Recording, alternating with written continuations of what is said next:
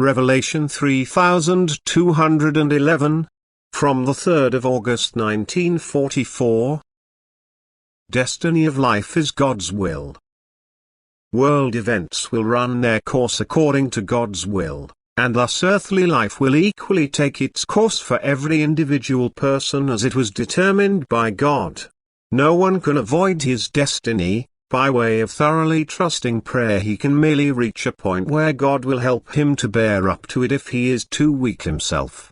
And therefore the human being is unable to shape his own destiny differently, even if he believes otherwise, for the way it turns out is the way God has intended it for eternity, and he himself places the thoughts into a person's heart so that he will do precisely that which corresponds to his divine plan. The human being certainly has free will, but earthly events must always be looked upon as God's will or permission, which entirely coincides with the eternal plan. For God has known every human being's spiritual state for eternity. And thus nothing comes upon the human being which his profoundly wise will does not consider to be beneficial for his soul. Consequently, it is not possible for the human being to avert anything from himself. Only through heartfelt prayer can he increase the effect on his body, if it is favorable, or reduce it, if it is damaging to him.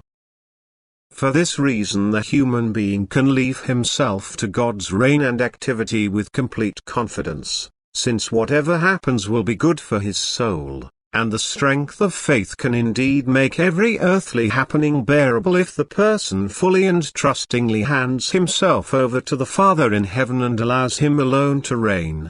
Without the slightest worry he can let everything happen to him, for nothing exists which wouldn't have met with God's approval first, thus is considered good for his soul and therefore imposed upon him.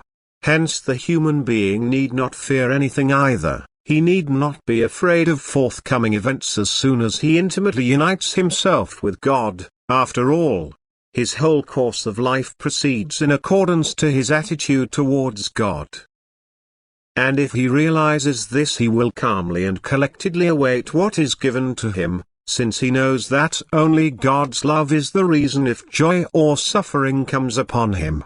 For he has known for eternity what means the earthly child needs in order to be able to mature psychologically, and he employs these means. Everything will happen without fail as he determined, and no human being will be able to change it of his own strength. This is why all worries a person has about his future are unnecessary, for he cannot improve it if it is not conducive for him. Just as it need not become worse if the person's faith is so strong that he will remain in close contact with God. For his will shall always be done in heaven and on earth. No human being can oppose his will, and his will is truly wiser and therefore always good. Amen.